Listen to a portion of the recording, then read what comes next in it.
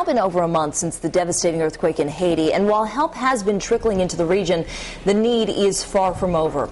Joining me this morning are doctors Christopher Bourne and Roman Hayda from University Orthopedics, who just returned from volunteering in Haiti. I just have to ask you, what was that like? I mean, when you first get off the plane and you first enter this area, is it as bad as the pictures that you saw, or is it much, much worse? The area around the airport, you could tell, was really devastated, and then as you move from the airport into town, the devastation just increases as you head towards the center of the city.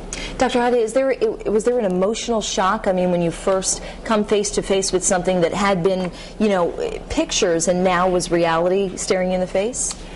I was at the airfield at first, and we were working in a tent hospital with the University of Miami, and I remembered back to my times in the Army where you had tremendous number of patients in a tent with very limited equipment trying to do the most good for the most people. Why did you decide to go, and how did you decide to go, and what organization were you able to connect with in order to be able to use your knowledge and your expertise there? I'm with a fast-forward rapid deployment team with the government, U.S. government, and we were notified the day after the earthquake, and our team is based out of Boston. So our team gathered in Boston, was in the air the next day with all of our equipment following us. And what were some of the treatment, how were you able to help the people there? I got there approximately 2 weeks after the earthquake started, and at first I was at the Miami facility, and we're doing some very austere conditions, surgery, amputations, cleaning out of open wounds and so forth. But then by mutual agreement, I went to the Comfort, the U.S. Navy hospital ship, where the most complicated injuries were. Many of these were open injuries, but also closed injuries where we could do complex surgery to restore function for these patients. There were so many rumors about medical necessities not getting in, doctors not being able to do their job. I heard of, some doctors even trying to clean, to sterilize tools with alcohol, with liquor.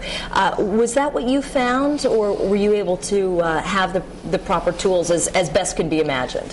As best we had bring everything with us. Our team is a federalized team that has all of our equipment prepackaged. Many of the physicians who came down there came on their own, totally unprepared for what they were going to see and the situation that they were going to find down there. So their supply chain was limited. The equipment they had with them was limited, and there was nothing there for them to use when they got there because everything had been destroyed. And you know what? I know that teams are arriving and leaving in shifts, and of course the need is still great right now. As a matter of fact, what we want to do, thank you so much both of you for being here. What we want to do is send it over to Ben, where you can find out how you can help. Ben, tell us a little bit about that.